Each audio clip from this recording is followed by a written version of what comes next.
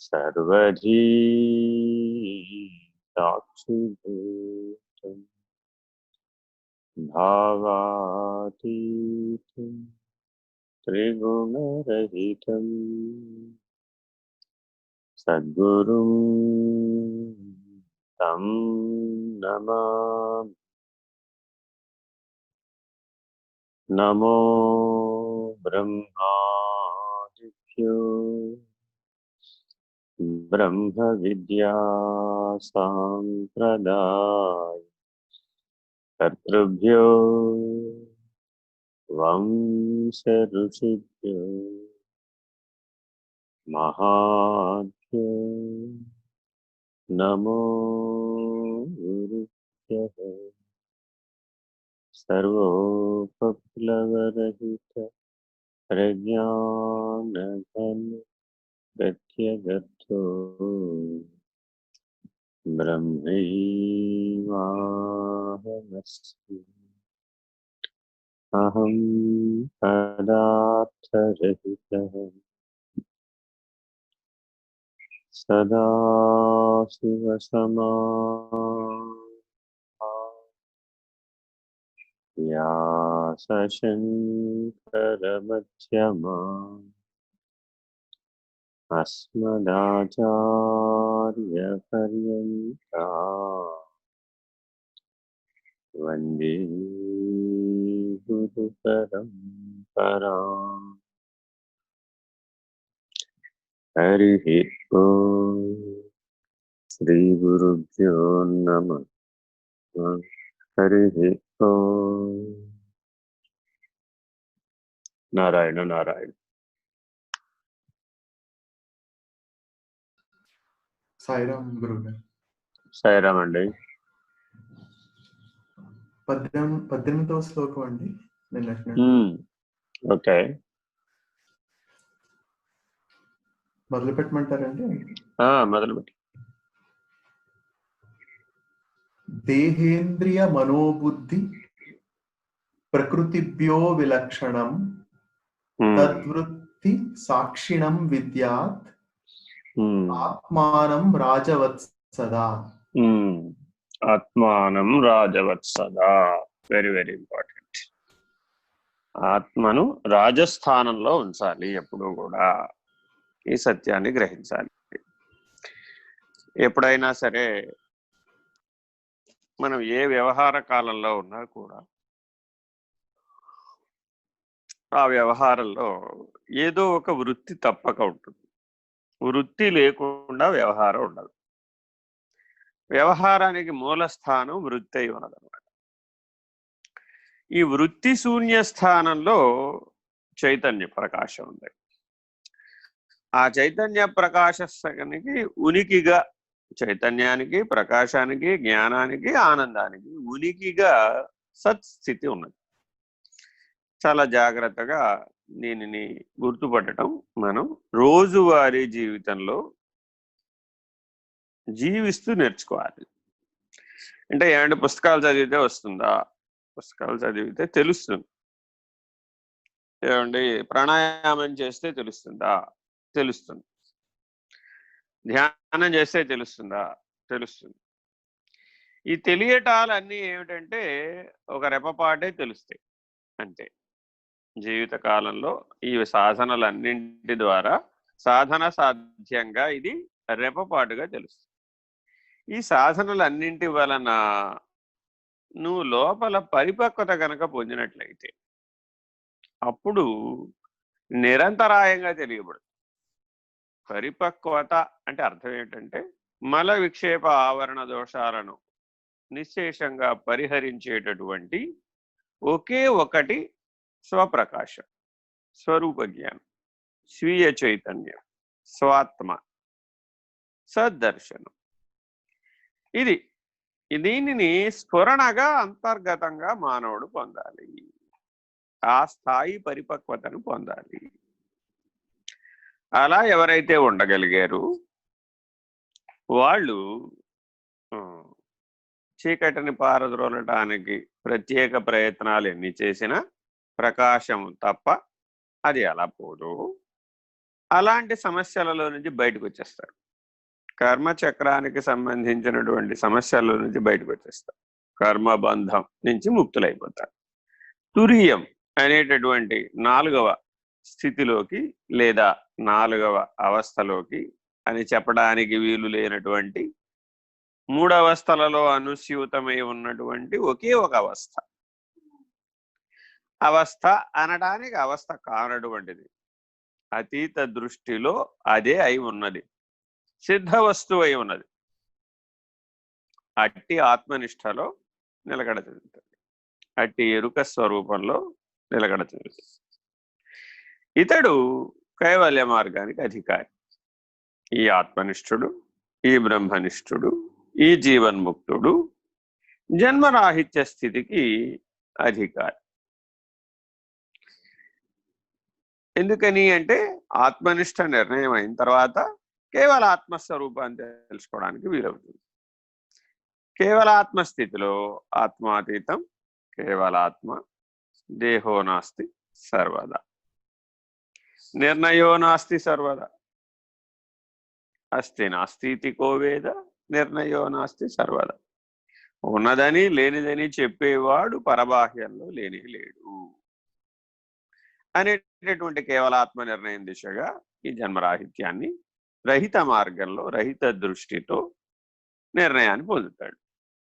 ఇది సహజంగా జరిగేటటువంటి పరిణామం.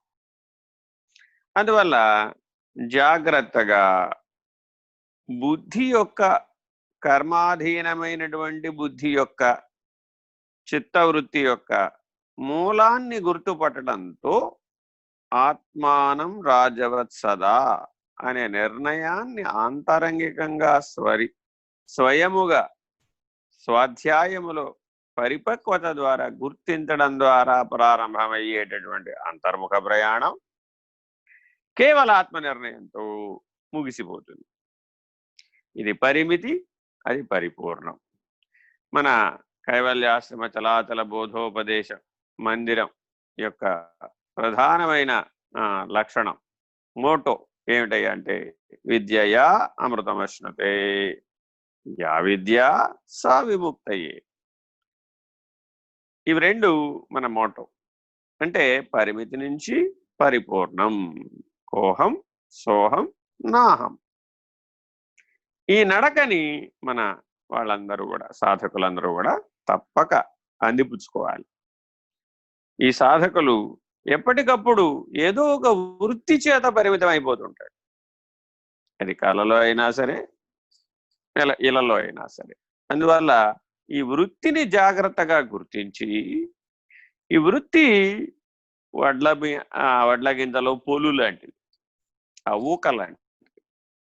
వాస్తవానికి బియ్యం ఆ ఊకకి పంట పండేటప్పటికి విడిపోతుంది అన్నమాట. పాలు పోసుకునేటప్పుడు అంటి ఉన్నట్టు తోచినప్పటికీ అది నిదానంగా పరిపక్వతకు వచ్చేటప్పటికి ఆ బియ్యపు గింజ ఆ వడ్ల గింజలో పైన ఊక నుంచి విడిపోతుంది. అది వాస్తవానికి విడిపోయే ఉంది. ఆ సమయానికి మనం దంచితే ఆ పరిపక్వత వలన ఆ పొల్లు, ఆ ఊక విడిపోతుంది. అట్లా జాగ్రత్తగా ఏదైతే ఈ శరీరంలో శరీరిగా, దేహములో దేహిగా, రథములో రధికుడుగా, వినాశము చెందే జీవ జగత్తులలో అవినాశిగా, ఆద్యంతములు కలిగినటువంటి జీవ జగత్తులలో అనంతముగా, అనాదిగా, అవ్యయముగా, అవికారిగా, నిర్ణయముగా ఉన్నదో, స్ఫురణగా ఉన్నదో అట్టి ఆత్మనిష్టను మానవుడు ప్రతి క్షణం నిర్ణయంగా పొందాలి. చదవ. దేహేంద్రియ మనోబుద్ధి ప్రకృతిభ్య విలక్షణం అన్న అంశంలో ఇంద్రియాల గురించి, మనస్సు గురించి నిన్న విచారణ చేసామంటే ఇప్పుడు బుద్ధి స్టార్ట్. విషయ దృష్టిలో జీవుని బుద్ధి తన అవగాహన, నిశ్చయం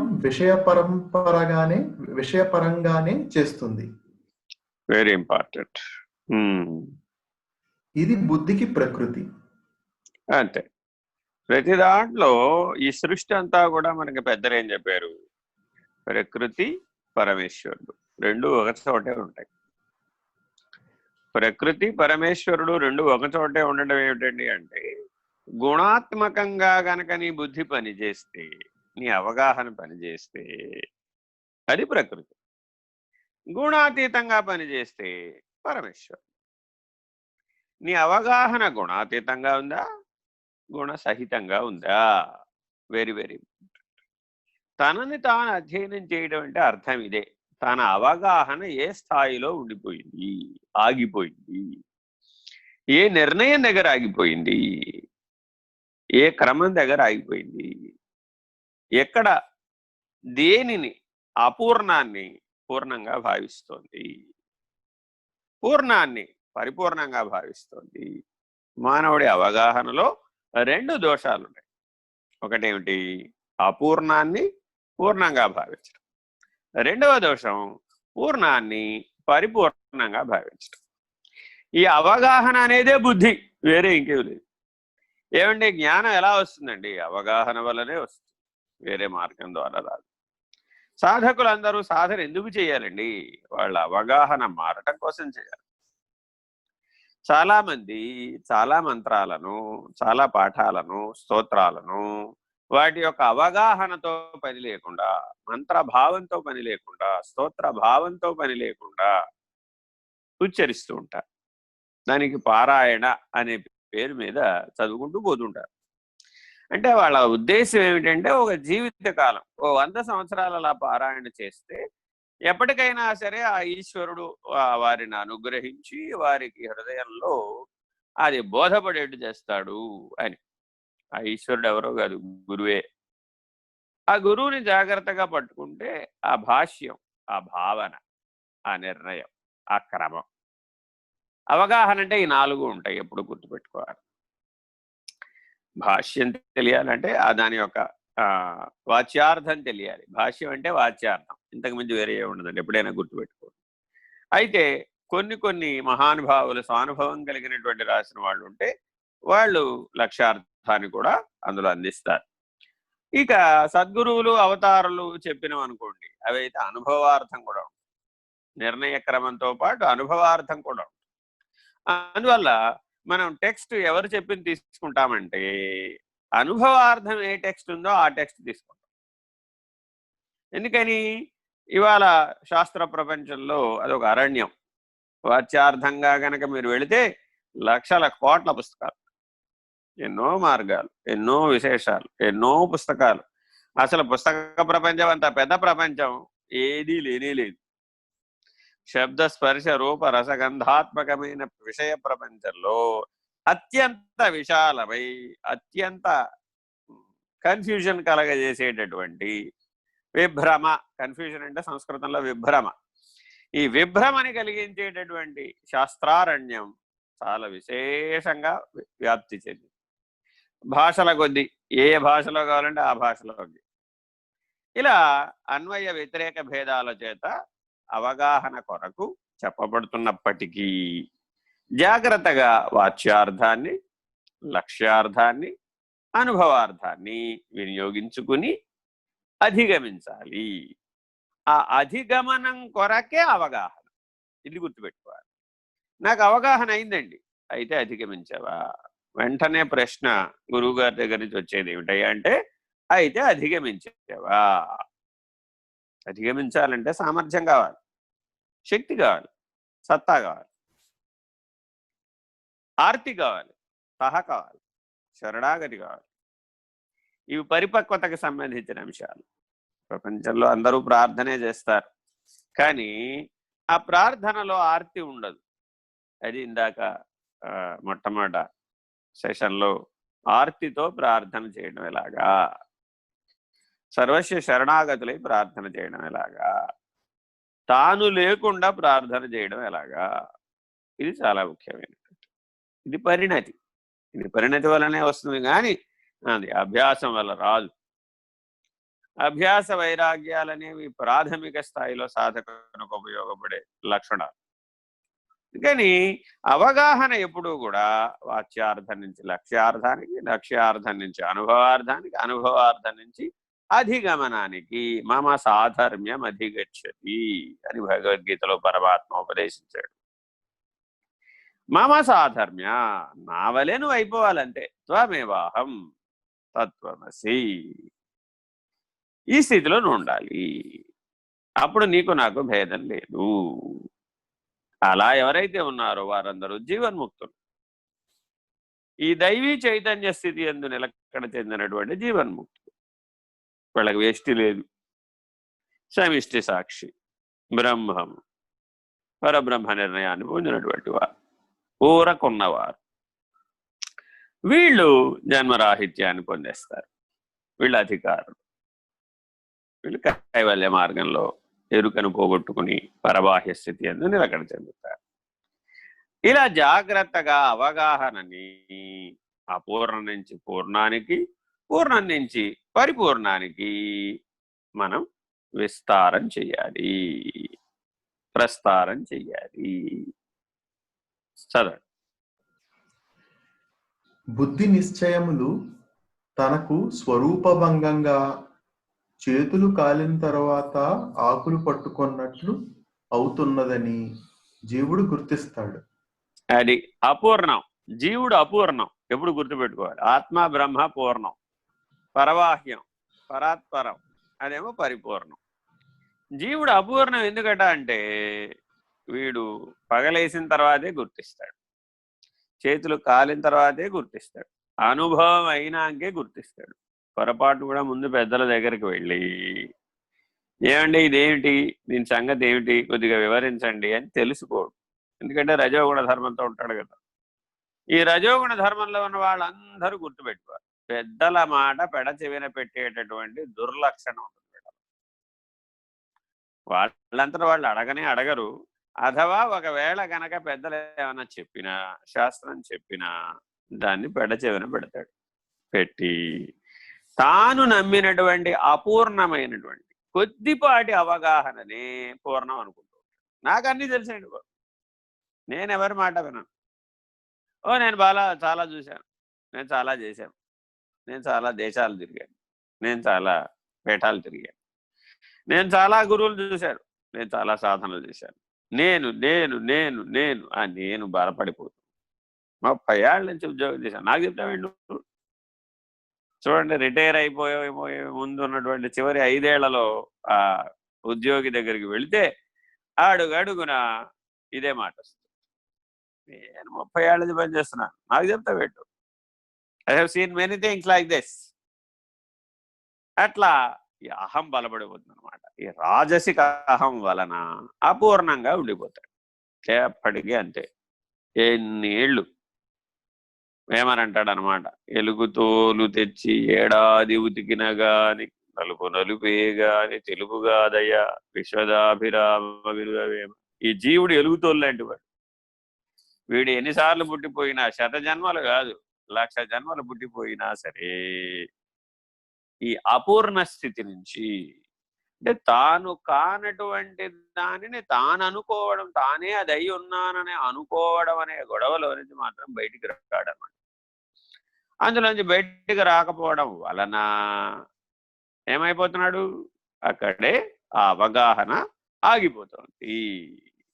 దీన్ని మనం జాగ్రత్తగా సాధన ద్వారా, స్వానుభవం ద్వారా, క్రమమైనటువంటి విచారణ ద్వారా, పెద్దల అనుగ్రహం ద్వారా, సర్వస్వ శరణాగతి ద్వారా స్వాత్మనిష్ట బ్రహ్మనిష్ట అనే పూర్ణ స్థితికి అతీత దృష్టితో పరిణమింప చేయాలి. చదవండి. ఇది బుద్ధి ప్రకృతికి జీవుని విలక్షణం. ఇక్కడ జీవుడికి తెలీదా అంటే నిన్న కూడా చూసాం. ఈ జీవుడు అంటే వేరే ఏం లేదు, చిజ్జడ గ్రంథి. వీటిలో చైతన్య లక్షణాలు ఉంటాయి, జడ లక్షణాలు ఉంటాయి. వీటి 2 లక్షణాలను కలిపినటువంటి మిక్స్చర్ ఫెలో. ఇప్పుడు మనం బయట చూడండి, మిక్సర్ కావాలంటే ఏం చేయాలి? బూందీ వేరే తయారు చేయాలి, కారపూస వేరే తయారు చేయాలి, పుట్నాలు వేరే వేయించాలి, పల్లీలు వేరే వేయించాలి, అటుకులు వేరే వేయించాలి. అంటే 5-6 పదార్థాలను అన్నింటినీ వేయించి కలిపితే మిక్సర్ అవుతుంది. రెడీగా ఒకేసారి మిక్సర్ రమ్మంటే రాదు. అలాగే ఈ జీవుడు కూడా ఈ అపూర్ణ స్థితి ఎందుకు ఉండిపోయాడు అంటే, వీడిలో కొన్నేమో చైతన్య లక్షణాలు ఉండిపోయినాయి, కొన్నేమో జడ లక్షణాలు ఉండిపోయినాయి, కొన్నేమో ఇంద్రియ లక్షణాలు ఉండిపోయినాయి, కొన్నేమో విషయ ధర్మాలు ఉండిపోయినాయి, కొన్నేమో కర్మచక్రానికి సంబంధించిన అంశాలు ఉండిపోయినాయి, కొన్నేమో ఆసక్తులు, కొన్ని అనాసక్తులు, కొన్ని నిరాసక్తులు. ఈ కలగా పొలగంగా కలిసిపోయి ఉన్నాడు ఇప్పుడు ఈ జీవుడు. మరి ఇప్పుడు వీడిని ఏం చేయాలి? ఇలా ఒక్కసారి అయ్యాడా? అవలేదు, అనేక జన్మాంతరాలలో అయ్యాడు. ప్రతి జన్మలో కొన్ని కొన్ని సంస్కారాలని అలా అపూర్ణంగా ఉంచేసుకున్నాడు. పరిపక్వత చెందించుకోలేదు, సంస్కారాలు రద్దు చేసుకోలేదు, వాసనాక్షయం చేసుకోలేదు. ఎవరి కోసం చేసుకోవాలి? తన కోసం తానే చేసుకోవాలి. ప్రపంచాన్ని ఉద్ధరించడం కోసం ఏం చేయక్కర్లేదు. తనను తాను పరిపూర్ణుడుగా పరిణమింపజేసుకునే భాగంగా ఈ చిజ్జడ గ్రంథి భేదనం, కేవలం చిజ్జడ గ్రంథి భేదనం అన్న ఒకే ఒక అంశం మీద దరిదాపు 100 సిద్ధాంతాలు, 100 మార్గాలు వేదాంతంలో ప్రతిపాదించబడ్డాయి. అనేకమైనటువంటి యోగ తారావళి కూడా చిజ్జడ గ్రంథి భేదనమే చెప్తుంది. ఇలా యోగ మార్గాలు అన్నీ కూడా ఈ చిజ్జడ గ్రంథి భేదనం గురించి చెప్తాయి. వేదాంతంలో, జ్ఞాన మార్గంలో, ఆత్మబోధలో ప్రధాన లక్ష్యం చిజ్జడ గ్రంథి భేదం. ఆత్మబోధతో అయిపోతుంది, ఈ పాఠంతో అయిపోతుంది చిజ్జడ గ్రంథి భేదం. ఎందుకని? నువ్వు జడం కాదని, నువ్వు విషయం కాదని, నువ్వు ఇంద్రియం కాదని, నువ్వు జగత్తు కాదని, నువ్వు శరీరం కాదని నిర్ణయం చేసేస్తాం, విచారణ చేసేసాం. అలా జీవించేయడమే. ఆ అవగాహనతో జీవించాలి. అవస్థాత్రయంలో శరీరత్రయ విలక్షణ, అవస్థాత్రయ విలక్షణ, దేహత్రయ విలక్షణ, పంచకోశ విలక్షణ, వీటన్నింటికి విలక్షణుడవు అని క్రమానుగతంగా ఒక్కొక్క సూత్రం ద్వారా మనం విచారణ చేస్తూ నిర్ణయం చేస్తాం. ఈ అవగాహనతో జీవిస్తే నీవు ఆత్మస్వరూపుడు అని తెలుసుకోవడానికి నిమేష కాలం ఎక్కువ అంటారు శంకర భగవత్పాదులు. చదువు. ఇది ఆత్మకు స్వరూపమును గుర్తిస్తూ బుద్ధి యొక్క ప్రకృతి వృత్తికి సాక్షిగా ఉన్న సాక్షిత్వంగా తెలియవలెను. Very important. జీవుడిని ఎప్పుడూ కూడా శరీరంతో కలిపి ఆలోచించకూడదు. వీడికి 2 లక్షణాలు ఉన్నాయి. అటు బుద్ధి వైపుకి తిరిగితే దానితో కలిసి పనిచేస్తాడు, ఇటు చైతన్యం వైపుకి తిరిగితే వీడు చైతన్య స్వరూపుడుగా కూడా ఉంటాడు. అందుకని అహంకారం అన్నంత, ఆ అహంకారమే జీవుడు. ఈ అహంకారంలో ఆకారం అనే లక్షణం యొక్క గొడవ చేరిపోయి అహాన్ని వేరు చేయాలి. అది దివ్యాహం, శుద్ధాహం, బుద్ధాహం, నిత్యోహం, ముక్తోహం, కేవలోహం, పరోస్మ్యహం. ఇలా ఈ అహం యొక్క పరిణామం అంతా చైతన్య వికాసం, చైతన్య పరిణామం, చైతన్య వ్యావృత్తి, చైతన్య వ్యావర్తనం. చాలా జాగ్రత్తగా ఈ సృష్టిని, వ్యష్టిని ఈ చైతన్యం అనే దృష్టితో అధ్యయనం చేసి చైతన్య స్వాధీనత ఎవరైతే పొందారో వాళ్ళు జీవన్ముక్తులు. 7వ జ్ఞాన భూమికలో ఉంటాడు. చదువు. ఆత్మకు సాక్షిగా జరుగుతున్న దేహేంద్రియ మనోబుద్ధుల ప్రకృతిని జీవుడు సాక్షిగా ఇట్టి విచారణలో బాధ రూపంలోనైనా బోధ రూపంలోనైనా గుర్తించినప్పుడు జీవునికి ప్రకృతిని తప్పించుకునే తెలివి తెలిసి వస్తుంది. Very very important. ఏమండి, అసలు ఈ జీవుడు ఎప్పటికైనా తెలుసుకోగలంటారా ఈ ఆత్మని? ఏంటో మీరు ఇంత విస్తారంగా చెప్తున్నారు, కానీ 2 రకాలుగా తెలుసుకోవచ్చయ్యా. నీ జీవితం మొత్తం మీద తీవ్రమైన బాధ కలిగినప్పుడు కూడా ప్రకృతి విలక్షణం ఉండవు. తీవ్రమైన జిజ్ఞాసతో బోధ రూపం కలిగింది, అవబోధ, ఆంతరికమైన బోధ కలిగింది, అప్పుడు కూడా నువ్వు ఆత్మస్వరూపుడే. అంతఃస్ఫురణ ఎవరికైతే మేలుకుందో వాడు ఆత్మస్వరూపుడు. తీవ్రమైన బాధ చేత ఈ ప్రకృతిలో ఈ శరీరాన్ని ఎప్పుడు వదిలేస్తాను రా బాబు, నేను శరీరం కాదు, ఈ శరీరాన్ని వదిలేస్తా, ఈ బాధ భరింపలేకున్నాను, ఈ క్షణమే వదిలేస్తా. ఈ వదిలేస్తున్న వాడేవాడు ఇప్పుడు? అనేటటువంటి స్ఫురణ వాడికి కలుగుతుంది అప్పుడు. కాబట్టి బాధ చేత కానీ, ఏమండి ఈ ప్రపంచంలో నాకే అన్ని కష్టాలు ఎందుకు వచ్చినాయండి అని సాధకులు అడిగే వాళ్ళందరికీ ఇదే ఆన్సర్. నీకు ఆ కష్టం రాకపోతే, నీవు ఆ బాధను పొందకపోతే, ప్రకృతి గురువుగా పని చేయకపోతే, ఆ వ్యతిరేక సంస్కారాలతో వ్యవహారం నీకు అలా జరగకపోతే, నీవు అవబోధ అనేటటువంటి జ్ఞానం లేకపోవడం వల్ల, ప్రబోధ అన్న స్థితికి ఎదగకపోవడం వల్ల, బాగా గుర్తుపెట్టుకోవాలి. బోధ, అవబోధ, ప్రబోధ, ఇవి 3 స్థాయిల్లో ఉంటాయి. శాస్త్రార్థము నెరుగుట, అంతర్ముఖంలో ప్రవేశించుట, ఇది బోధ లక్ష్యం. అంతర్ముఖంలో అవబోధ, స్ఫురణ, స్ఫూర్తి, సర్వస్వ శరణాగతి. అవబోధ ఎవరైతే పొందారో వాడు ప్రబోధ.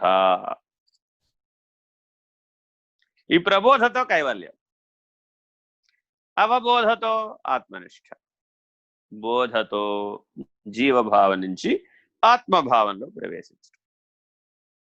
ఇలా జాగ్రత్తగా గుర్తుపెట్టుకోవాలి. అవగాహనని విస్తారం చేసేటప్పుడు, శక్తిని ప్రసారం చేసేటప్పుడు, అతీత దృష్టిని నిలబెట్టేటప్పుడు ఈ బోధ రూపం కానీ, లేక అనుభవంలో వచ్చిన బాధ రూపం కానీ నీ బుద్ధిని మారుస్తుంది. నీ జీవభావంలో నుంచి ఆత్మభావంలో నిలకడ చెందేటట్లు చేస్తుంది. జీవుడు స్వయముగా చైతన్య స్వరూపుడని, దివ్యాహమని, శుద్ధాహమని, బుద్ధాహమని, ముక్తాహమని, నిత్యోహమని, కేవలోహమని స్థిరపడతాడు. చదవ. జీవుని సాక్షిత్వం బాధను గుర్తించే వరకే గాని బాధ నుండి బయటపడే తెలివిని అందుకోలేదు. అది చూస్తున్నాం కదా మనం బయట ప్రపంచంలో అనేక రకాల కష్టాలని, బాధలని అనుభవిస్తూ ఉంటారు పాపం. ఆసుపత్రిలో కానీ, బయట కానీ, ఇళ్లలో కానీ, అనేక చోట్ల. అది పుట్టిన పిల్లవాడి దగ్గరికి మొదలు పెడితే పోయేవాడి వరకు ఎన్ని బాధలను అనుభవించినా బాధను అనుభవించుతూ ఆ క్షణంలో అలా ఉంటాడే కానీ అది స్వీయ జ్ఞానంగా పరిణమించేది అతి తక్కువ మందికి. స్వరూప జ్ఞానంగా పరిణమించేది అతి తక్కువ మందికి. ప్రకృతి విలక్షణత్వాన్ని పొందేది అతి తక్కువ మంది. జాగ్రత్తగా దానికి వాడుకో. పరమాచార్య అంటారు, జ్వరం కూడా తపస్సేనయ్యా బాబు. ఈ శరీరానికి వచ్చే అన్ని వేదనలు కూడా తపస్సుగా భావించు. ప్రకృతి విలక్షణంగా ఉండవు. పరమేశ్వర స్థితి ఎందు మేల్కో. అప్పుడు నీవు ముక్తుడవు, బంధరహితుడవు. చదవ. తాను గుర్తించినది ఆత్మ తేజస్సు చేతనేనని, ఆత్మ సాక్షిత్వమునేనని గుర్తించినప్పుడు జీవుడు జీవభావపు పక్షం కాక ఆత్మభావపు పక్షం చేరినవాడు అవుతున్నాడు. అది ఎప్పటికప్పుడు ఇది గుర్తు పెట్టుకోవాలన్నమాట. నేను పరమేశ్వరుడి పక్షంలో ఉన్నానా, ప్రకృతి పక్షంలో ఉన్నానా? అమ్మ అమ్మ అమ్మ అమ్మ అంటే అమ్మ చుట్టూ తిరుగుతున్నానా? అయ్యా అయ్యా అయ్యా అంటే అయ్య చుట్టూ తిరుగుతున్నానా? అయ్య సర్వ విలక్షణుడు, సర్వగతుడు, సర్వాధారి, సర్వధారి, ఆత్మస్థితి, ఆత్మభావం, స్ఫటికలింగం. దానికి ఏ వర్ణం లేదు. శుద్ధం. అలా జాగ్రత్తగా ఆత్మభావ పక్షాన్ని స్వీకరించాలి. ప్రతిపక్షమైనటువంటి ప్రకృతిని స్వీకరించకూడదు. గుణసహితంగా ఉండకూడదు. గుణాతీతంగా నిర్ణయం తీసుకోవాలి. ఎప్పటికప్పుడు ప్రతి ఆలోచనకి ఈ ప్రశ్న రావాలి సాధకులకు. ఇది గుణసహితంగా చేస్తున్నానా ఇప్పుడు నేను? ఇది శరీరేంద్రియ ప్రాణ మనోబుద్ధి సంఘాతంలోకి దిగొచ్చేస్తున్నానా, లేక శరీరత్రయంలోకి దిగొస్తున్నానా, లేక అవస్థాత్రయమా, లేక సంగత్వం దేనితో ఏర్పడుతోంది? విషయ సంగత్వం ఎలా ఏర్పడుతోంది, గుణ సంగత్వం ఎలా ఏర్పడుతుంది అని జాగ్రత్తగా విచారణ చేసుకుని ఆలోచనను అనుమతించాలి, వృత్తిని అనుమతించాలి. అనుమతించే స్థాయిలో ఉండాలి ఎప్పుడూ కూడా. అంతేగాని అదొచ్చి మీద పడిపోయినాక పరిగెట్టిపోయి ఖండన మండలంలో నిరసన విమర్శలకే దారి తీయకూడదు. గురు నింద, ఈశ్వర నింద, ప్రకృతి నిందకి దారి తీయకూడదు. అప్పుడు ప్రకృతి బాధ నుండి బయటపడే తెలివి ఆత్మ తేజస్సు అంటే స్వస్వరూప తేజస్సు వలన తనంతట తానే తెలియవస్తుంది. అంతే. ఏమండి, ఎలా తెలుసుకోవచ్చండి? ఎక్కడికైనా వెళ్ళి తెలుసుకోవచ్చా? ఎక్కడికి వెళ్ళినా నువ్వే ఉంటావు. ఇంట్లో ఉన్నా నువ్వే, అడవిలో ఉన్నా నువ్వే, క్షేత్రంలో ఉన్నా నువ్వే, జననంలో ఉన్నా నువ్వే, మరణంలో ఉన్నా నువ్వే, తల్లి గర్భంలో ఉన్నా నువ్వే, ఆఖరికి దేహాంతర ప్రాప్తి పొందినా నువ్వే. నీలోన నేనదే. అది కేవలోహం పరోస్మ్యహం. ఆ నిర్ణయాన్ని నువ్వు ఎప్పటికైనా పొందాలి. నీ లోపలే పొందాలి. నీ స్వీయ అవగాహనలోనే పొందాలి. స్వనిర్ణయంతోనే పొందాలి. స్వానుభవంతోనే పొందాలి. మిగిలినవి ఏమిటండి? మరి వీరందరూ ఏం చేస్తారండి? ఈ శాస్త్రం, ఈ ప్రకృతి, ఈ గురువులు, ఈ పీఠాలు, ఈ సాధనలు, ఇవన్నీ నిష్ఫలమేనా? ఏం ప్రయోజనం లేదా? అవన్నీ తలా ఒక పావలా సహాయం చేస్తాయి.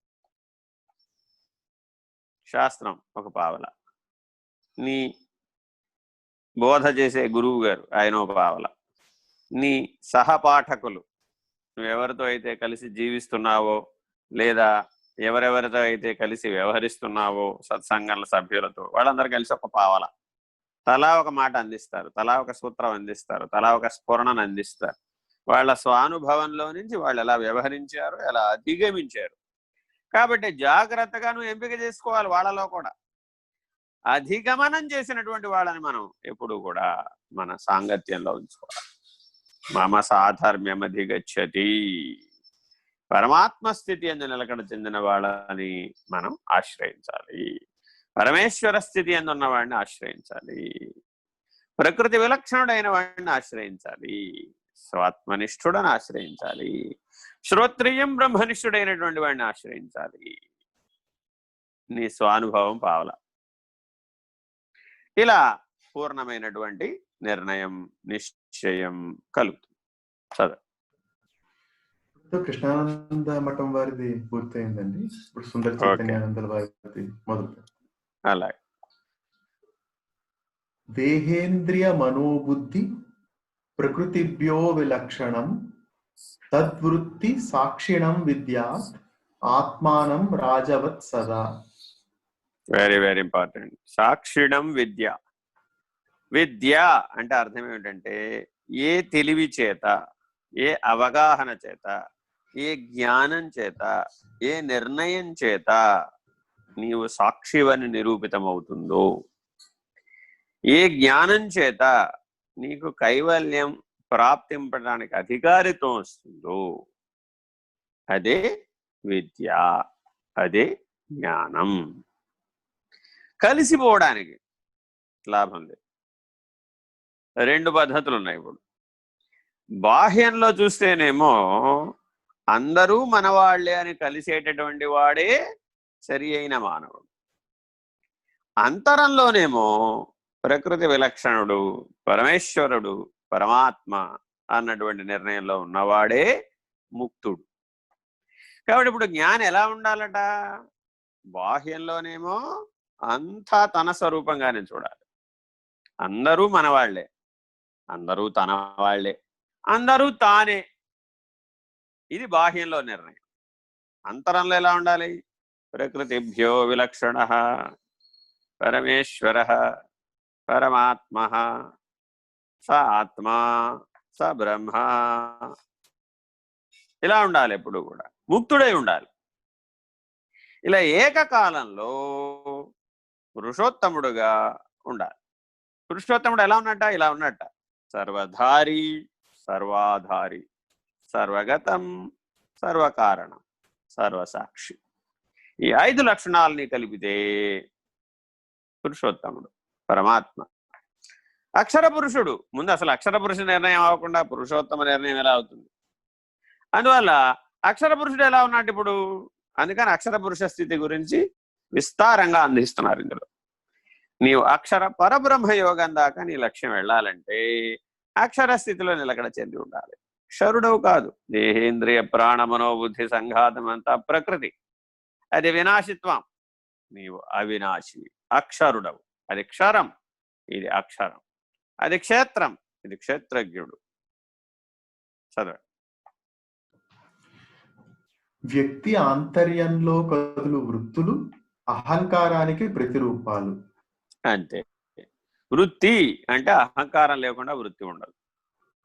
ఏ వృత్తి అయినా సరే, నేను సేవకుడను, నేను రాజును, నేను ఉద్యోగిని, నేను మంత్రిని, నేను భార్యను, నేను భర్తను, నేను పిల్లలు, నేను సంసారం, నేను జగత్తు, నేను ఇల్లు, నేను ఇంటి యజమానిని, ఈ వస్తువుకి యజమానిని, ఈ గుర్రానికి యజమానిని, ఈ ఏనుగు యజమానిని, నేను కమ్మరిని, నేను కుమ్మరిని, నేను అది, నేను ఇది. ఆ అది ఇది ప్లేస్లో మీ ఇష్టం ఏదన్నా పెట్టుకో. ఏది పెట్టుకున్నా సరే అది వృత్తి అయిపోతుంది. నా ఇతి నా ఇతి, నేతి నేతి. మహావాక్యం ఒకటే మహావాక్యం. ఇది పరబ్రహ్మ నిర్ణయానికి సంబంధించిన మహావాక్యం, అవాంతరవాక్యం అని కూడా అంటారు. ఇది కాదు, ఇది కాదు, ఇది కాదు. వృత్తిని నిరసించాలి అంటే అవసరం లేదు, అవసరం లేదు, అవసరం లేదు, అవసరం. ఇది కాదు, ఇది కాదు, ఇది కాదు. ఈ రెండు మాటల్ని గట్టిగా పట్టుకోవాలి. అప్పుడే నీవు వృత్తి శూన్య స్థితిని పొందగలుగుతావు. అప్పుడు మాత్రమే నిర్వాణ స్థితి నీకు తెలియబడుతుంది. అప్పుడు మాత్రమే స్వాత్మ జ్ఞానాన్ని పొందగలుగుతావు. అప్పుడు మాత్రమే స్వాత్మనిష్ఠుడు అవుతావు. సరే, అహం వృత్తియే అహంకారము. అంతే. అందుకని భగవాన్ రమణులు ఏమంటారంటే, నువ్వు ఏది చెప్తే అది ఎవడి కలిగింది, అది ఎవడి కలిగిందో వాడు అహం వృత్తి.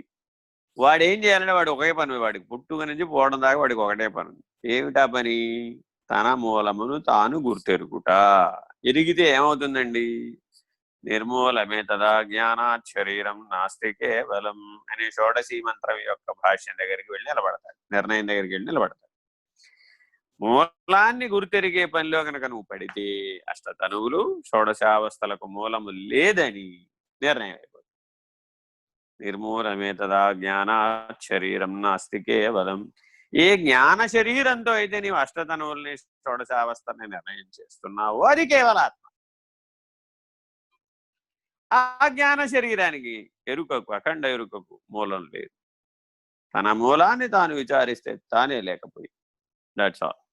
ఉన్నది ఉన్నట్లు పరబాహ్యం ఉన్నది. నువ్వు జీవుడిగా ఆలోచించిన అదే ఉంది, ఆత్మగా ఆలోచించిన అదే ఉంది, బ్రహ్మముగా ఆలోచించిన అదే ఉంది, పరబ్రహ్మ నిర్ణయంతో చూసిన అదే ఉంది. పరాత్పరమునందు కదలిక లేదు, మార్పు లేదు. అది సర్వకాలము, సర్వగతము. స్థాణు నిత్య సర్వగత స్థాణు అచలోయం సనాతన. అటువంటి పరిపూర్ణ నిర్ణయాన్ని సాంఖ్యయోగంలో, భగవద్గీతలో అర్జున విషాద యోగం వెంటనే ఈ హై పొటెన్సీ డోస్ కలిగిన వాక్యాన్ని వేశారు పరమాత్మ. Very very important.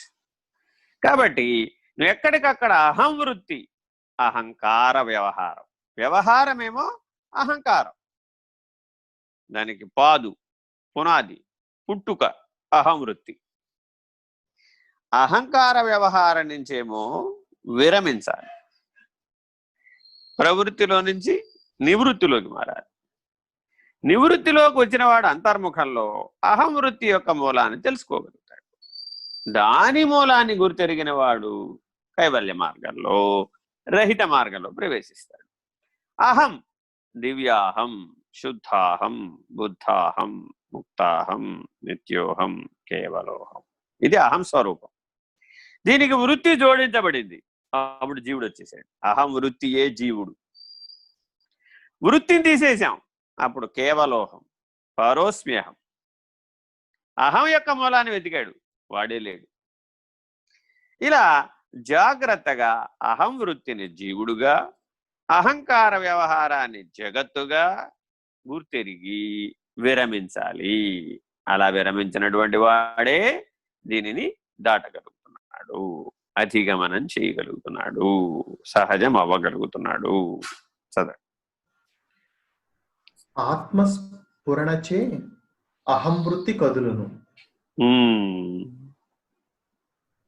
సూక్ష్మ రూపంలో ఉన్న ఈ వృత్తి దేహేంద్రియ మనోబుద్ధుల తాదాత్మ్యముతో స్థూలముగా వ్యక్తమగును. అంతే.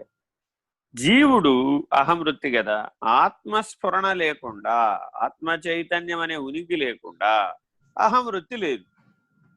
ప్రథమ వృత్తి అహంవృత్తి. ఏమండి, నేను గాఢ నిద్రావస్థలో ఉన్నప్పుడు కూడా అహంవృత్తి ఉందండి? ఉంది. దాని వల్లనే తెలుసుకుంటున్నావు. దాని వల్లనే నేనేమీ తెలుసుకోలేకపోతున్నానని తెలుసుకుంటున్నాడు. బాగా హాయిగా నిద్రపోయే నిద్రాసుఖాన్ని అనుభవించానని తెలుసుకుంటున్న ఏ అహంవృత్తి ఉన్నదో ఆ అహంవృత్తియే జీవుడు. ఆ వృత్తి వలననే నీకు అవస్థాత్రయం కలుగుతుంది. ఆ వృత్తిని దాటినటువంటి వాడికి, ఆత్మనిష్ఠుడికి అవస్థాత్రయం లేదు. అతడు తురియనిష్ఠుడు. ఈ జీవుడు అంటే ఏమిటి, ఆ ఆత్మ అంటే ఏమిటి అన్నది స్ఫురణ ప్రథమ వృత్తి. ఇక్కడ పట్టుకోగలిగే బుద్ధి సూక్ష్మత రావాలి. ఇక్కడ మేలుకోగలిగేటటువంటి జాగ్రత్తలో జాగ్రత్త రావాలి. తురియంలో జాగ్రత్త రావాలి. జాగ్రత్తలో జాగ్రత్త నుంచి సాధకుడి పరిణామం మొదలైతే తురియంతో పూర్తి అయిపోతుంది. కాబట్టి తురియంలో జాగ్రత్త ఎవరికైతే వస్తుందో వాళ్ళు ఏం చేయగలరంటే, ఇది నేను కాదు అని ప్రథమ వృత్తిని నిషేధించగలుగుతాడు, తానుగా ఉండగలుగుతాడు.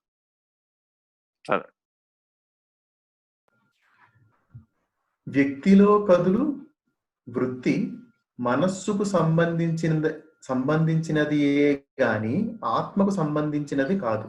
అంతే. నువ్వు కొద్దిగా అహం వృత్తి కదలంగానే కళలో ఏం చేసావు, నిద్రలో నుంచి కళలోకి వచ్చావు.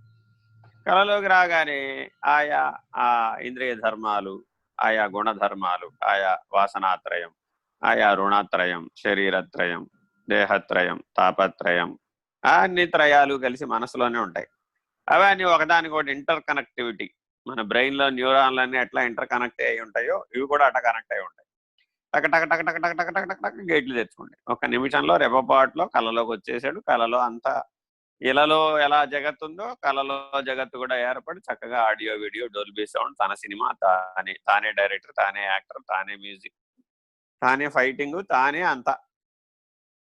సూది బెజ్జంలో నుంచి ఏనుగులు పంపించేసాడు, ఆనందపడ్డాడు. ఇది కళ. మరి ఇప్పుడు ఏం చేయాలండి? ఇంకా చాలలేదన్నాడు. ఆ కళ స్థితిలో ఉండగా ఈ సుఖం చాలలేదు, ఈ దుఃఖం పోలేదు, ఈ అసంతృప్తి పోలేదు, ఈ సంతృప్తి రాలేదు అని ఆ రెండింటి కొరకు ఇంద్రియాల్లోకి, శాంతం కర్మేంద్రియ జ్ఞానేంద్రియాల్లోకి జాగ్రత్త అవస్థలో వచ్చేసాడు. చూడండి, ఇప్పుడు నేననేటటువంటి ఆత్మస్ఫురణ నుంచి అహంవృత్తి, అహంవృత్తి నుంచి త్రివృత్కరణానికి సంబంధించినటువంటి సమస్త ఆంతరిక జగత్తు, అక్కడి నుంచి సూక్ష్మాంగంలో నుంచి భోగ సాధనం, భోగాయతనం, ఇలా పరిణామం చెంది వ్యవహారంలోకి వచ్చి ఈ మందార పువ్వు, నేనిచ్చిన ఈ మందార పువ్వు ఈశ్వరుడికి ఎంతో విలువైందంట. ఈశ్వరుడికి నువ్విచ్చిన మందార పువ్వు విలువడం ఏంటి? అర్థం ఉందేమన్నా? అదేంటండి, భక్తుల హృదయంలోనే ఈశ్వరుడు నెలకొని ఉంటానన్నాడు, స్థిర నివాసం ఏర్పరచుకుంటానన్నాడు కదా, నా హృదయమే ఈశ్వర స్థానం కదా, నేను లేకపోతే ఈశ్వరుడు లేడు కదా. ఇలా అన్వయ వ్యతిరేకాలతో చిక్కుల్లో పడిపోయే విచారణ చేసేవాళ్ళు కూడా ఉన్నారు. ఇలాంటి విపరీత విచారణకు వెళ్ళకూడదు అన్నమాట. జాగ్రత్తగా స్వాత్మనిష్టను పొందే దిశగా అవబోధ, బోధ, అవబోధ, ప్రబోధ అన్న సరి అయిన క్రమ మార్గంలో పరిణామం చెందాలి. చదవండి. గాఢ నిద్రలో దేహేంద్రియ మనోబుద్ధులు లయించినవి, అంత మాత్రాన చైతన్యం మరుగుపడలేదు. అది వెరీ ఇంపార్టెంట్. నీవు నిద్రపోయినంత మాత్రాన చైతన్యం లేదంటే ఎట్లాగా? అక్కడ ఉన్నదే చైతన్యం. కానీ ఆ చైతన్యాన్ని గుర్తెరిగే తెలివి లేదు. తెలివి బుద్ధి కదా. ఈ బుద్ధి అక్కడ మేల్కొంటే, గమనించగలిగే శక్తి వస్తే, అవగాహన వస్తే, నిర్ణయం దర్శనం చేయగలిగే శక్తి వస్తే, ఆ ఎరుక, ఆ తెలివి, ఆ చైతన్యం వ్యష్టి లేనటువంటి సమిష్టి, కేవల సమిష్టి. మనోవృత్తులు కదులుచున్నవని కరిగిపోయినవని ఇలా రెండింటినీ గ్రహించు చైతన్యము మనోవృత్తులయ్యేందుకు వీలు లేదు. అంతే. మనోవృత్తులు అంటే ఏంటి? ఇప్పుడు ఇందాక మనం మాట్లాడుకున్న అన్ని పాత్రోచిత ధర్మాలు, ఏదో ఒక్కొక్కరికి ఒక్కొక్క మానవ సంబంధం. ఒకరికి బావగారు, ఒకరికి మరిది గారు, ఒకరికి వదిన గారు, ఒకరికి మరదల గారు, ఒకరికి అమ్మగారు, ఒకరికి అమ్మమ్మ గారు, ఒకరికి నాయనమ్మ గారు, ఒకరికి ఎత్తి కొదేస్తే 3. ఈ మానవ సంబంధాలన్నీ ఏమిటయ్యా అంటే ఎత్తి కొదేస్తే 3, అంతకుమించి ఏమీ లేదు. ఇవన్నీ మనోవృత్తులు, చిత్తవృత్తులు, బుద్ధిలో ఏర్పడిన దోషం, వినాశిత్వ కారణమైన క్షరం, పరిణామకారకమైన జగద్భావన, ప్రకృతి, త్రిగుణాత్మకం. మరి నీవో చైతన్యం ప్రకృతి విలక్షణం, అవస్థాత్రయ విలక్షణం, శరీరత్రయ విలక్షణం, దేహత్రయ విలక్షణం, తాపత్రయ విలక్షణం. అలా దాని యొక్క యథార్థ స్థితి అందే గుర్తుపట్టాలి. తత్ స్థితి అందే త్వముని లీనం చేయాలి, లయం చేయాలి. అందుచేత సకల వృత్తులకు సాక్షి అయి విలక్షణమై ఆత్మ అలరారుచున్నది. దాని స్వస్థితి అది. ఏ వృత్తి అహం వృత్తి తోచిందంటే అన్ని వృత్తులు తోచినట్టే అన్నారు భగవాన్ రమణ. నేనన్నా తోచిందా లేదా నీకు? తోచగానే నీ స్వరూప జ్ఞానం పోయి. నేనన్నది అక్కడ అహం వృత్తి. అహం వృత్తి యొక్క మూలాన్ని అన్వేషించి నేనన్నది లేకుండా ఉండవయ్యా. అహం రహిత స్థితి ఎందుండు. అదే ఆత్మనిష్ట అవుతుంది, అదే బ్రహ్మనిష్ట అవుతుంది, అదే స్వరూపనిష్ట అవుతుంది, అదే అన్నీ అవుతుంది, అదే పరబ్రహ్మ నిర్ణయం కూడా అవుతుంది. అహం రహిత మార్గమే శ్రేయో మార్గము, కైవల్య మార్గము. ఆత్మ సదా జ్ఞాన స్వరూపము. అజ్ఞానం అనడానికి అవకాశం లేదు. అట్టి జ్ఞానము వస్తువులను దర్శించగానే వస్తువులను తెలుసుకొనుచున్నది. అది తెలుసుకున్నంత మాత్రాన వస్తువు అయిపోతుంది. ఆ జ్ఞానం వస్తువు అవ్వదు ఎప్పటికీ. రూపముల చెంతకు నడువగానే చూసేది అవుచున్నది. అది కన్ను చూడడానికి ఉపయోగపడే మనస్సు, మనస్సు నిర్ణయం తెలుసుకోవడానికి ఉపయోగపడేటువంటి బుద్ధి, బుద్ధి తెలుసుకోవడానికి ఉపయోగపడేటువంటి చైతన్యం. ఆధార ఆధేయ విమర్శ. యో బుద్ధే పరతస్తు సహ అంటుంది పరమాత్మ. పరమాత్మ ఉపదేశం భగవద్గీతలో అందుకే ఇలా చెప్పాడు. ఆయన జగత్తు దగ్గరే నువ్వు మొదలుపెట్టావు, వ్యవహారం దగ్గరే మొదలుపెట్టావు, ఇంద్రియాల దగ్గరే మొదలుపెట్టావు. ఎవరు కాదన్నారు? పరం యో బుద్ధే పరతస్తు సహ దాకా వెళ్ళు. బుద్ధికి పరమైన స్థితి అని నిలకడ చెందు. అది చైతన్యం. ఆ దృష్టితో చూడు, ఆ అతీత దృష్టితో చూడు. ఇక్కడ బుద్ధి లేదు, మనసు లేదు. ఇంకా బుద్ధి మనసు లేకపోతే దృశ్యాలు లేవు, శబ్దస్పర్శ రూపరసగంధాలు లేవు. లేవంటే తాదాత్మ్యత లేదు. అవి అవ్వలేదు నువ్వు. అవి నీకు అన్యం, అవి నీకు పనిముట్లు. సదా ఈశ్వరుని యందు, పరమేశ్వరుని యందు నిష్ట కలిగి నిమగ్నుడవై మగ్నత చెంది నీ స్వధర్మాన్ని, నీ స్వీయ కర్తవ్యాన్ని సామాన్యంగా నిర్వహించు. ముక్తుడవే, బంధరహితుడవే. చదవండి. వస్తువుల నుండి విడిపడగానే తెలివి అయి ఉన్నది. రూపముల నుండి వెనుతిరిగి చూపు అయి ఉన్నది. Very very important. వజ్రపు డుంగరా అని ఒక ఆయన తయారు చేశాడండి. చేస్తే వాడు అయిపోతాడు. అది అవడు కదా. కోహినూరు డైమండ్ తోటి ఒక పెద్ద కిరీటం తయారు చేసామండి. అయితే నువ్వు అది అయిపోతావా? నెవర్. పదార్థం ఎప్పుడు కాదు, యథార్థమైన జ్ఞానానికి.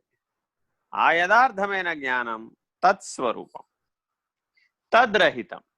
ఈ యథార్థం ఎందుకయ్యా అంటే తదర్థాన్ని తెలుసుకోవడానికి, తద్రహిత స్థితి ఎందు నిన్ను నీవు పోగొట్టుకోవడానికి. చదవండి. శబ్దముల వైపు చరించి వినేది అగుచున్నది. శబ్దముల నుండి వెనుకకు మరలగానే చైతన్యమై భాషించుచున్నది. Very important. వెనుకకు మరలగని, విరమించగని. రమించటం అనే లక్షణం జీవుడు. విరమిస్తే తప్ప ఆత్మస్వరూపుడు కాలేడు. తెలియబడే ప్రపంచం ఉన్నంత వరకు తాను తెలుసుకొనుచున్నది. ప్రపంచము నుండి విడిపడగనే తాను నిష్ప్రపంచమై, నిరామయమై, వస్తురహిత చైతన్యమై భాషించుచున్నది. అంతే. ఏమండి, విరమిస్తే నాకేం తెలుస్తుందండి? నిష్ప్రపంచము, నిరామయము, నిరవయవము, నిర్లేపము, నిరంజనము అయిన ఆత్మ తెలుస్తుంది. ఆత్మకి 5 లక్షణాలని: నిష్ప్రపంచం, నిరామయం, నిర్లేపం, నిరవయవం, నిరంజనం. ఆత్మకి ఏ అవయవాలు లేవు, ఏ ప్రపంచం లేదు, ఏ ఆశ్రయం లేదు, ఏ ఆనందం లేదు, ఏ ఫలానా అని చెప్పడానికి లేదండి. అంతటా అదే ఉంది. సూర్యప్రకాశము వలె అంతటా ఉన్నది. ఏమండి, ఈ పుష్పాలు సూర్యప్రకాశమేనా? అవుతుంది. ఈ ఫలాలు సూర్యప్రకాశమేనా? అవుతుంది. నీ జననం సూర్యప్రకాశమేనా? అవుతుంది. నీ మరణం సూర్యప్రకాశమేనా? అవుతుంది. సృష్టి స్థితి లయాలు సూర్యప్రకాశమేనా? అవుతుంది. సూర్యప్రకాశం కానిది ఈ భూమి మీద ఏది కాదయ్యా బాబు. ఆత్మప్రకాశం కానిది ఏది కాదు ఈ సృష్టిలో. పంచభూతాత్మకమైన సృష్టి అంతా ఆత్మప్రకాశం చేతనే. ఆ సూర్యప్రకాశం కూడా ఆత్మప్రకాశం చేతనే. కట్టకడపటికి ఆ సూర్యునిలో ఉన్న ప్రకాశం కూడా ఆత్మ ఆధారంగానే ప్రకాశిస్తుంది. ఇది కాదు, ఇది దీనికి ఆత్మ ఆధారం కాదని చెప్పడానికి సృష్టిలో వస్తువే లేదు, స్థితే లేదు, వృత్తే లేదు, అన్వయమే లేదు. అది సర్వగతం, సర్వాధారం. అలా నువ్వు విరమించాలి. విరమణ చెంది ఈ ఆధార స్థితి ఎందు నిలకడ చెందాలి. ఆధేయమును వదలాలి. సరే, కనుక ప్రపంచము వృత్తులపై ఆధారపడి తెలియుట చేత మనోస్థాయిలోనే గోచరమగుచున్నది. అంతే. ప్రపంచం అనేది మనస్సు. మనోమూలం ఇదం జగత్. ఎప్పుడయ్యా విషయంతో ఉంటే, నిర్విషయంగా ఉంటే ఆత్మ. అంతే. విషయంగా ఉన్నావా బంధం, నిర్విషయంగా ఉన్నావా ముక్తి.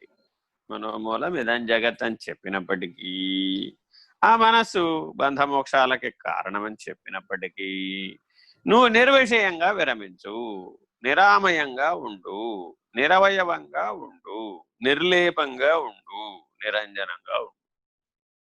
ఇవి నీ ఉనికికి సంబంధించిన, సత్తుకు సంబంధించిన లక్షణాలు, స్వాత్మకు సంబంధించిన లక్షణాలు.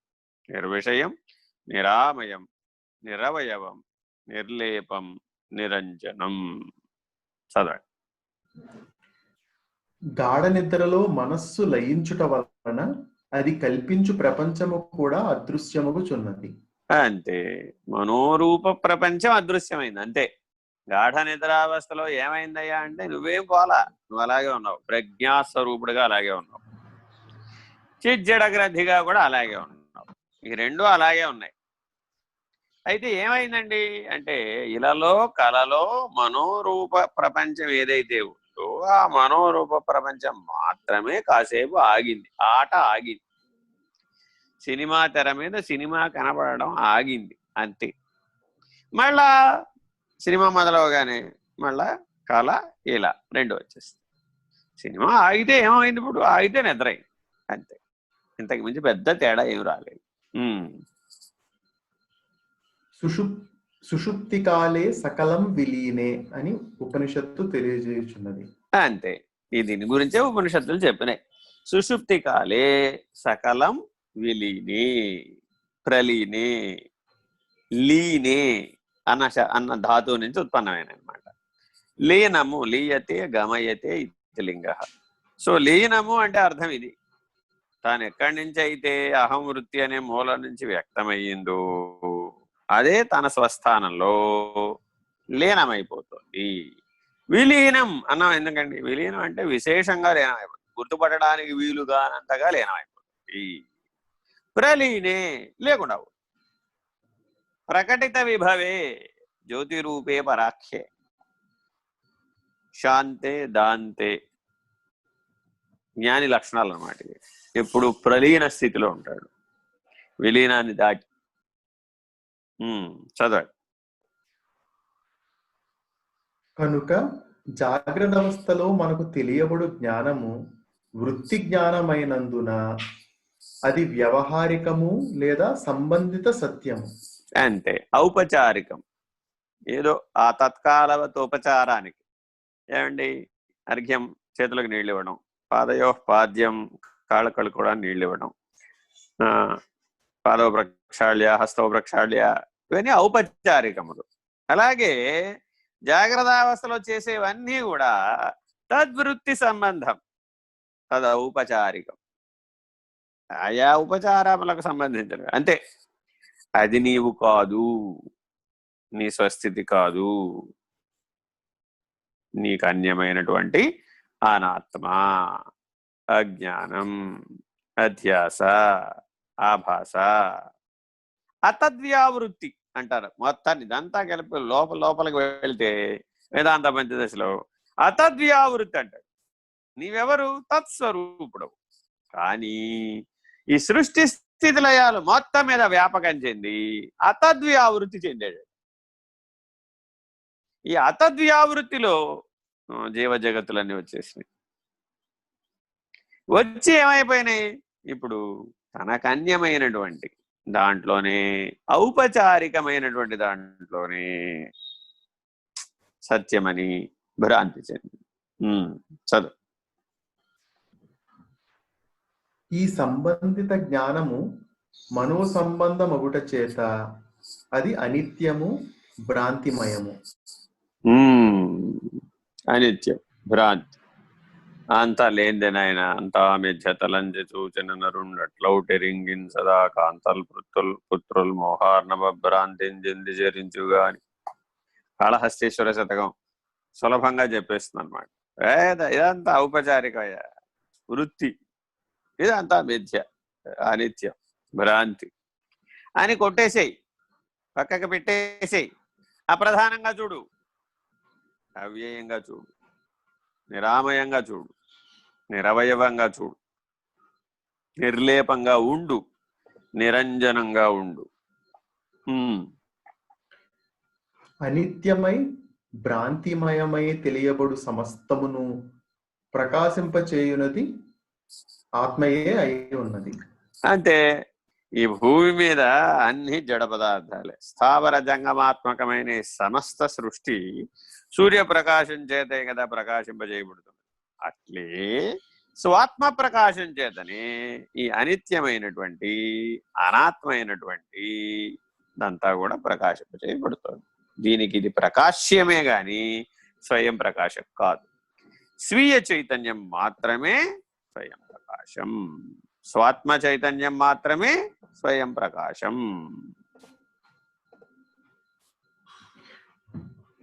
వృత్తులు కాల పరిచ్ఛేదములో ఉన్నవి. అంతే, కాసేపు ఇప్పుడు తోచినాయి, కాసేపు అయితే ఉండవు. ఇప్పుడు అనుకున్నది కాసేపు అయితే ఉండడు. ఇప్పుడు తోచింది కాసేపు అయితే తోయదు. తోయినమ్మ తోటి కోడలు పుట్టింటికి వెళ్ళిందని చిన్నప్పుడు ఓ సామెత చెబుతుంటారు. ఈవిడ పుట్టింటికి వెళితే ఏమైనా ఉపయోగం, తోటి కోడలు పుట్టింటికి వెళితే ఏమిటి ప్రయోజనం? ఏమిటంటే, ఎందుకు వచ్చా అమ్మ అంటే, నాకేం తోయటం లేదండి, అందుకని వీటికి వచ్చానంట. అట్లా మానవుడు ఏంటంటే తన ఈ పంచకోశాల యొక్క వృత్తులు ఎలాంటివంటే ఇలా తోయగాని వాడు ఎమ్మడబడిపోతాడు. వృత్తి అంటే తోయటం. ఏం తోచట్లేదండి, ఏం తోచట్లేదంటే అరే మంచిగా అది జ్ఞానం వల్ల వచ్చినది అయితే సుఖంగా ఉన్నాడు, నిర్విషయంగా ఉన్నాడు, నిరాకారంగా ఉన్నాడు, నిరవయవంగా ఉన్నాడు, నిర్లేపంగా ఉన్నాడు, నిరంజనంగా ఉన్నాడు. వాడికి ఏ బాధ లేదు, వాడికి ఏం తోచలేదన్న సమస్య లేదు, ఏం చెయ్యాలన్న సమస్య కూడా లేదు. ఎందుకని? వృత్తి చేత బాధితం కాలేదు కాబట్టి. అదే చిజ్జడ గ్రంథిగా ఉన్నాడు, ఆత్మనిష్ఠుడు కాల. అప్పుడు చిజ్జడ గ్రంథిగా ఉన్నప్పుడు తోయకపోతే పెద్ద సమస్య. జీవితంలో పెద్ద సమస్య తోయకపోవడం. ఏం చేయాలో తోయడం లేదండి, విసుగొచ్చేస్తుంది.